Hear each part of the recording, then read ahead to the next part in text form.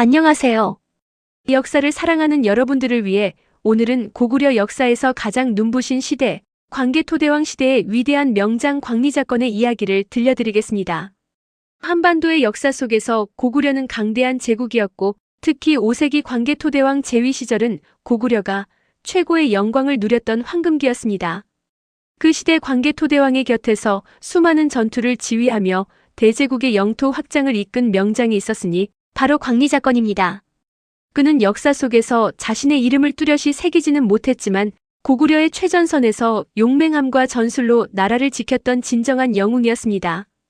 오늘 우리는 그의 삶과 업적을 함께 살펴보겠습니다. 먼저 광리자건이 살았던 시대를 이해해야 합니다. 5세기는 한반도 역사에서 매우 중요한 시기였습니다. 당시 한반도에는 세 개의 큰 나라, 즉 삼국이 존재했습니다. 북쪽의 고구려, 남쪽의 백제, 그리고 동쪽의 신라입니다. 이 세 나라는 한반도에 패권을 두고 끊임없이 전쟁을 벌였습니다.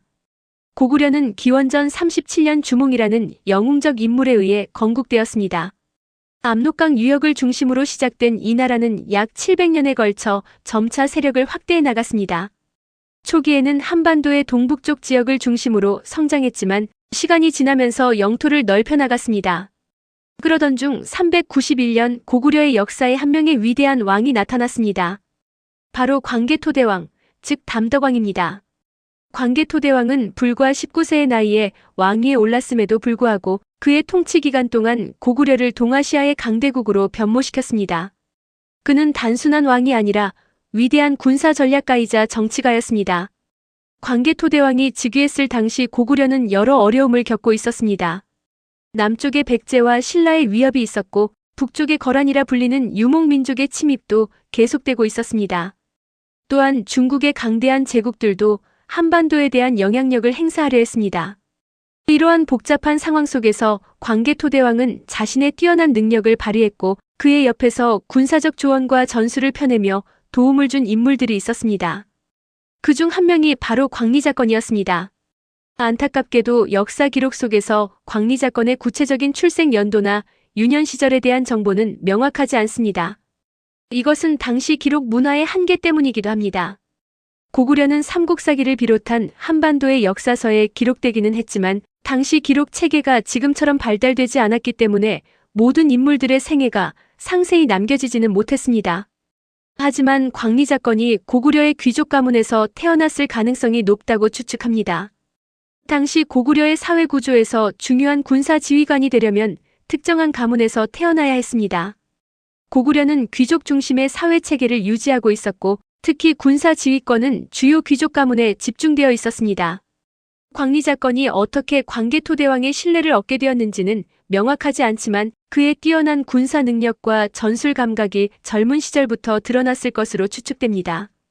고구려의 왕이 될 수 있는 자질을 갖춘 광개토대왕이 그를 중용했다는 것은 광리자건이 당대에 인정받는 명장이었다는 증거입니다. 능력주의적인 면에서 광개토대왕은 상당히 진보적인 왕이었으며 신분에 관계없이 능력 있는 자를 등용하려는 의지를 보였습니다. 광개토대왕이 왕위에 오른 391년 이후 고구려는 급속한 변화를 경험했습니다. 광개토대왕은 국내의 정치 체계를 안정화시키는 한편 대외 확장 정책을 적극적으로 추진했습니다. 이 과정에서 광리자건은 중요한 역할을 담당했습니다. 광리자건의 활동을 살펴보면 그는 주로 고구려의 동쪽 지역과 남쪽 지역의 전역에서 활약했던 것으로 보입니다. 광개토대왕은 고구려의 영토를 크게 확장하려는 야심을 갖고 있었습니다. 서쪽으로는 거란과의 전쟁을 통해 압록강 일대의 영토를 확보했고 남쪽으로는 백제와 신라를 압박하여 한반도의 상당 부분을 고구려의 영향력 아래에 놓았습니다. 특히 광개토대왕의 남쪽 정복 전쟁에서 광리자건은 주요 역할을 담당했습니다. 당시 백제는 여전히 남쪽 한반도에서 강한 세력을 유지하고 있었습니다. 백제는 또한 해상 무역을 통해 중국의 남조와 일본의 야마토 정권 등과 연결되어 있었습니다. 이러한 백제의 영향력을 약화시키기 위해 광개토대왕은 적극적인 군사작전을 전개했습니다. 광리자건은 전쟁에서 고구려 군대의 주요 지휘관으로 활동했습니다. 그의 전술적 능력은 특히 산악 지형이 많은 한반도의 환경에 맞춰져 있었던 것으로 보입니다. 고구려군이 자신들의 영토 내에서 유리한 입지를 활용할 수 있도록 전술을 짰다면 광리자권은 그러한 지리적 장점을 최대한 활용하는 전투 계획을 세웠을 것입니다. 한 가지 흥미로운 점은 광개토대왕의 정책이 단순한 군사적 점령을 넘어섰다는 것입니다. 그는 점령한 지역을 관리하고 통제하기 위한 행정체계를 구축했습니다. 이 과정에서 광리자권 같은 명장들은 군사작전뿐만 아니라 점령지의 안정화에도 관여했을 것으로 생각됩니다. 광개토대왕 시대의 고구려는 또한 북쪽의 거란과의 전쟁도 계속하고 있었습니다. 거란은 유목민족으로서 고구려의 북쪽 경계를 계속 위협했습니다. 광개토대왕은 이들을 격퇴하기 위해 여러 차례 북쪽으로 군대를 출동시켰습니다. 광리자권이 이러한 북쪽 전선에도 참여했는지는 명확하지 않지만 그의 전술적 능력을 고려하면 여러 전장에서 활약했을 가능성이 높습니다. 광리자권이 명장이라는 평가를 받을 수 있었던 이유는 무엇일까요? 역사 기록에는 그의 구체적인 전투나 작전에 대한 상세한 설명이 많이 남아있지 않지만 광개토대왕이 그를 신뢰했다는 사실 자체가 그의 능력을 증명합니다. 첫째, 광리자권은 당대의 군사 환경을 잘 이해했던 인물이었을 것입니다. 5세기 한반도의 전쟁은 단순한 기병 전투나 대규모 회전을 의미하지 않았습니다.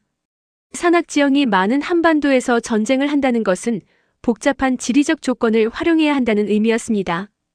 광리자권은 이러한 환경에 맞는 전술을 개발하고 운용했을 것으로 추측됩니다. 둘째, 그는 전략적 사고를 갖춘 인물이었습니다. 광개토대왕이 추진한 대외 확장 정책은 단순한 침략이 아니라 고구려의 영토와 영향력을 체계적으로 확대하려는 전략이었습니다. 광리자권은 이러한 왕의 전략적 목표를 이해하고 각 전장에서 어떻게 병력을 배치하고 어떤 전술을 사용할지를 결정했을 것입니다. 셋째, 광리자권은 뛰어난 리더십을 갖춘 인물이었을 것으로 추측됩니다. 당시 고구려 군대는 지방의 귀족들이 이끄는 군대들로 구성되어 있었습니다. 이러한 분산된 군대들을 효과적으로 통합하고 지휘하기 위해서는 뛰어난 리더십이 필요했습니다. 광리자권이 이러한 역할을 충분히 해낼 수 있었다는 것은 그가 단순한 전술가가 아니라 전략가이자 지휘관이었다는 의미입니다. 넷째, 그는 적응력이 뛰어난 인물이었을 것입니다. 광개토대왕의 시대에 고구려가 맞닥뜨린 적들은 매우 다양했습니다. 남쪽의 백제와 신라, 북쪽의 거란, 그리고 중국 대륙의 여러 세력들과의 전쟁에서 성공하려면 각 상대방의 전술과 특성을 이해하고 그에 맞게 대응해야 했습니다. 광리자권은 이러한 다양한 상황에 적응하면서도 계속해서 승리를 거두었을 것으로 생각됩니다. 광개토대왕의 치세는 총 44년간 지속되었습니다.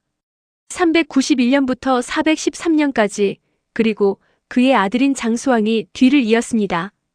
이 기간 동안 고구려는 한반도에서 가장 강대한 나라로 성장했습니다. 당시 고구려의 영토는 최대 규모에 달했으며 이는 광리자권 같은 명장들의 활약 덕분이었습니다. 광개토대왕이 남긴 업적 중 가장 유명한 것은 광개토대왕비입니다. 이 비석은 현재 중국의 지린성에 있으며 광개토대왕의 위대한 업적들을 기록하고 있습니다. 비석에는 광개토대왕이 정복한 지역들, 그리고 그가 이루어낸 승리들이 기록되어 있습니다. 비록 광리자권의 이름이 명시적으로 기록되어 있지는 않지만 그가 이러한 승리들에 기여했을 것은 확실합니다. 광개토대왕의 정복 활동으로 고구려의 영토는 서쪽으로는 요동 지역까지, 남쪽으로는 신라와 백제의 상당 부분까지, 북쪽으로는 거란을 격퇴하고 광대한 영토를 차지하게 되었습니다. 이러한 영토 확장은 고구려를 단순한 지역 강국이 아니라 동아시아의 강대국으로 만들었습니다. 광리자권은 역사 기록 속에서 크게 부각되지 않은 인물입니다. 이는 당시 기록 문화의 한계 때문일 수도 있고 아니면 그가 전면에 나서기보다는 광개토대왕을 보필하는 역할을 했기 때문일 수도 있습니다. 하지만 이것이 그의 역사적 의의를 줄이는 것은 아닙니다. 광리자권은 광개토대왕 시대 고구려의 위대함을 실현하는데 중요한 역할을 한 인물이었습니다. 위대한 왕도 중요하지만 그 왕의 뜻을 실현하는 장수들도 똑같이 중요합니다. 광리자권은 광개토대왕의 비전을 전장에서 실제로 구현한 사람이었습니다. 또한 광리자권의 존재는 5세기 고구려 사회가 얼마나 복잡하고 정교한 군사체계를 갖추고 있었는지를 보여줍니다. 광개토대왕이 단순히 개인의 용맹함만으로 정복을 이루었다면 고구려의 영토 확장은 지속될 수 없었을 것입니다. 하지만 광리자건 같은 능력 있는 장수들과 그들을 통한 체계적인 군사 조직이 있었기 때문에 광개토대왕의 정책은 실현될 수 있었습니다. 오늘 우리가 살펴본 광리자건은 역사의 주인공이라기보다는 그 뒤에서 조용히 활약한 명장이었습니다. 하지만 역사 속의 모든 거대한 성취들 뒤에는 이런 인물들이 있습니다. 광개토대왕의 위대함도 광리자건 같은 능력 있는 부하들 없이는 불가능했을 것입니다. 우리가 역사를 배울 때 큰 이름들만 기억하는 경향이 있습니다. 하지만 역사는 이처럼 숨은 영웅들의 노력으로도 만들어집니다. 광리자건의 이야기는 우리에게 그러한 사실을 상기시켜줍니다. 5세기 한반도는 고구려, 백제, 신라가 한반도의 패권을 두고 벌인 치열한 경쟁의 무대였습니다. 그 중에서 고구려가 일시적이나마 최강자가 될 수 있었던 것은 광개토대왕 같은 위대한 지도자도 있었지만 광리자건 같은 명장들의 헌신적인 활약이 있었기 때문입니다. 광리자건의 구체적인 전투나 그의 일생에 대한 상세한 기록을 갖고 있지 않지만 그가 광개토대왕 시대에 고구려의 장수로서 여러 전투에서 승리를 거두었다는 사실만으로도 그는 고구려 역사의 중요한 인물이라고 할 수 있습니다. 이 역사를 통해 우리가 배워야 할 것은 단순한 사건과 인물이 아닙니다.